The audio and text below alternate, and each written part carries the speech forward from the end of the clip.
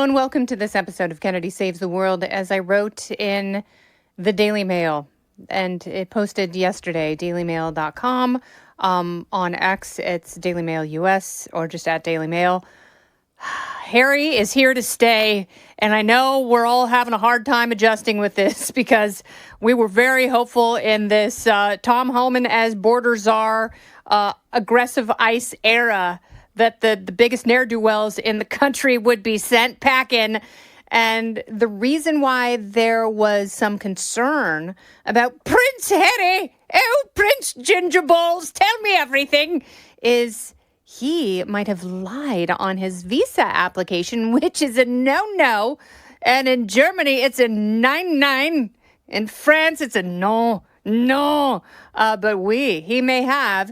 And there is one guy at the Heritage Foundation, Niall Gardner, who is like a Nancy Reaganite. He is a classic just say no fella, and he does not like drugs. He does not like Harry, the prince of redness, doing drugs. So he was concerned because in Prince Harry's memoir, where he sold out his entire family and his soul, Spare, he talked about how he had done weed and coke and psychedelics and went on and on and on about the need to do those things in the wake of the trauma he had endured, not only his mother's passing, her sudden and horrific death, but also just, growing up in the spotlight as he did.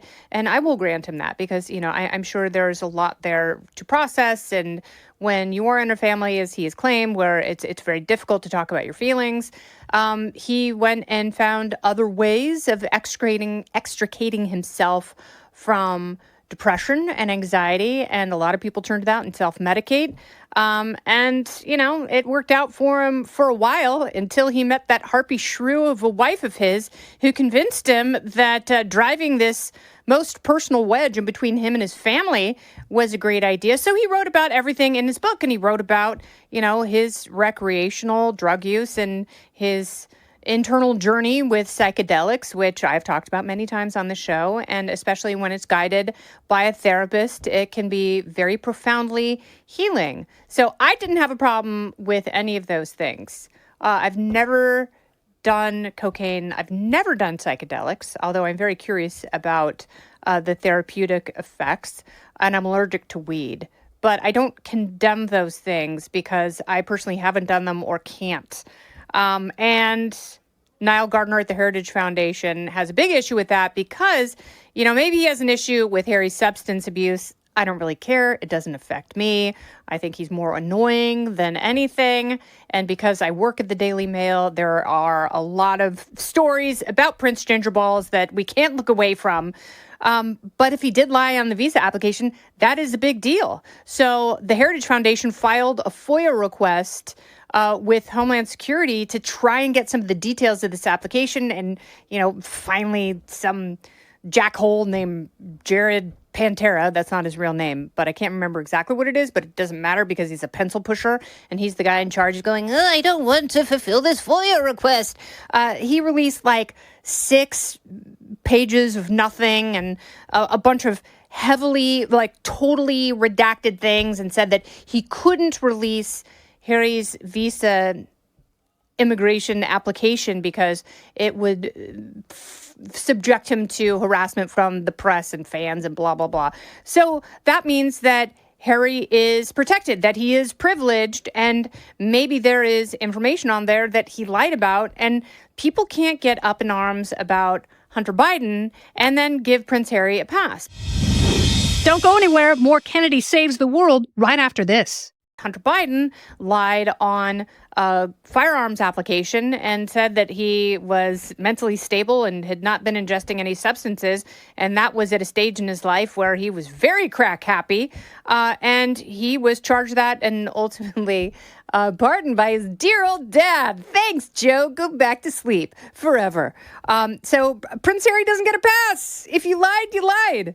And just because I don't care what you did doesn't mean that you can fill out a form and say that you did none of those things that you very publicly claim that you did. That's problematic. I hope it makes him worry.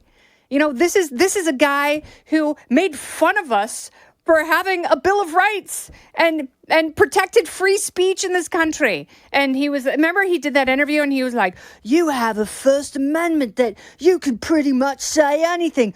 I think that's bonkers. It's like, dude, then go back to England. Oh, that's right. Everyone hates you there and your dad's the king and he has disowned you. So you can't go back there. So if you're going to be here, no matter where you go, you have to play by that country's rules. Whenever someone gets arrested for, having weed pens in Russia, Brittany Griner, a part of me doesn't feel bad because you went over to Russia and it's like, oh, sorry, I was in a hurry when I packed. That doesn't matter. If you take shotgun shells to Turks and Caicos, you're going to wind up in prison. It completely sucks, but being an American doesn't entitle you to our privileged American criminal justice system, and being from the UK and being a pinky-raised fancy lad doesn't give you extra privilege when you come over to the US, even if you are married to the most annoying American citizen there is. So there is only one solution. Since we cannot repatriate Prince Harry to the UK because they don't want him there, he has to go to a Commonwealth country. And I think that, if we export Prince Harry to Canada, I'm good paying the 240% tariff. He should go to the Yukon and investigate. He wants privacy. Have some privacy. Have all the privacy you want. No one wants to hear about you and your wife's stolen recipes. We're done with it. We've been overexposed. You are overhyped. And apparently also a bit of a liar. So go to Canada, be surrounded by the bald eagles because, sure, they are a beautiful, majestic, pesky bird, and they are balding, just like you, Prince Harry. This has been Kennedy Saves the World. I'm Kennedy.